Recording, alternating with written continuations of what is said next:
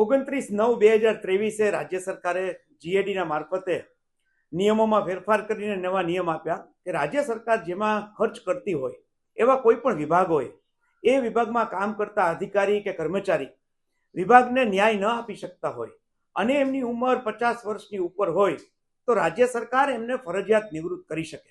છેલ્લા થોડા સમયથી રાજ્ય સરકારના જુદા જુદા વિભાગોમાં આવી ઘટનાઓ આપણે જોઈ છે।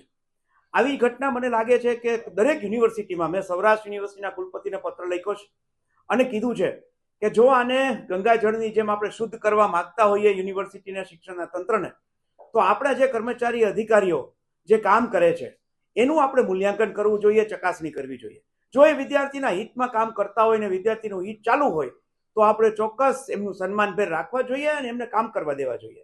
પણ જો આપણા અધિકારીઓ કે કર્મચારીઓ ક્યાંક વિદ્યાર્થીઓનું હિત અથવા સમાજનું હિતને ધ્યાન ઉપર ન લેતા હોય તો આપણે પણ સૌરાષ્ટ્ર યુનિવર્સિટીમાં જરૂર પડે ત્યાં ગંગાજળ છાંટવું જોઈએ અને શુદ્ધિકરણ લાવવું જોઈએ। કોઈ પણ જગ્યાએ જ્યારે પવિત્ર કાર્ય થતું હોય ત્યારે ગંગાજળનો ઉપયોગ થાય છે। માણસના જન્મથી ચાલુ કરીને એના અંત સુધી ગંગાજળ એ આપણી સંસ્કૃતિમાં જોડાયેલું છે। માત્ર અસામાજિક તત્વો નહીં પણ સમાજને નુકસાન કરતા કોઈ પણ લોકો, પછી એ શિક્ષણ ક્ષેત્રના હોય તો પણ એમને પણ શુદ્ધ કરવા માટે મને એમ લાગે છે કે આપણે ચકાસણી કરવાનું કીધું છે, મૂલ્યાંકન કરવાનું કીધું છે અને ત્યારબાદ જો આવા કોઈ લોકો હોય તો એને દૂર કરીને ગંગાજળ છાંટવાનું કીધું છે। ગંગાજળનો અર્થ અને ગંગાજળનો શબ્દ વાતાવરણને પવિત્ર કરવાના સંદર્ભમાં છે। શિક્ષણનું ક્ષેત્ર પણ પવિત્ર થાય એવી અપેક્ષા આ શબ્દનો ઉપયોગ। ગંગાજળ અભિયાનનો પ્રારંભ એ રીતે થાય કે આપણે એ લોકો જે કામ કરે છે એનું મૂલ્યાંકન કરીએ। રાજ્ય સરકાર પણ મૂલ્યાંકન કરે છે।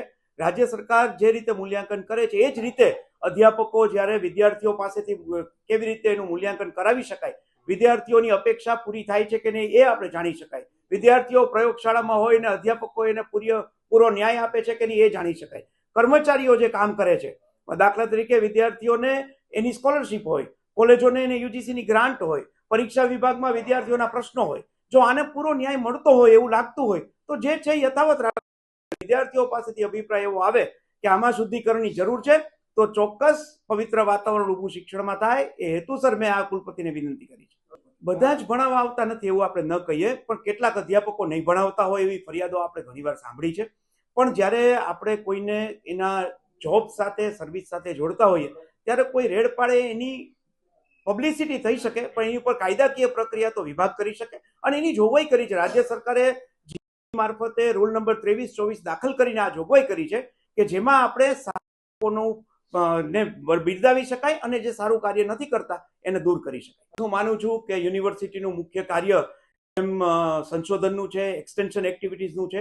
યુનિવર્સિટીના ભવનોમાં સંશોધન સારા થવા જ જોઈએ, સારા થતા હોય એને બિરદાવવા પણ જોઈએ અને જ્યાં ન થતા હોય ત્યાં યુનિવર્સિટીએ લાલ આંખ કરી અને સારા સંશોધનને વિદ્યાર્થી ઉપયોગી સંશોધન થાય એનો પ્રયાસ કરવો જ જોઈએ અને અમારી જવાબદારી છે। અમે પણ હવે જવાબદારી સંભાળ્યા પછી એ વિષયમાં આગળ ચોક્કસ વધીશું।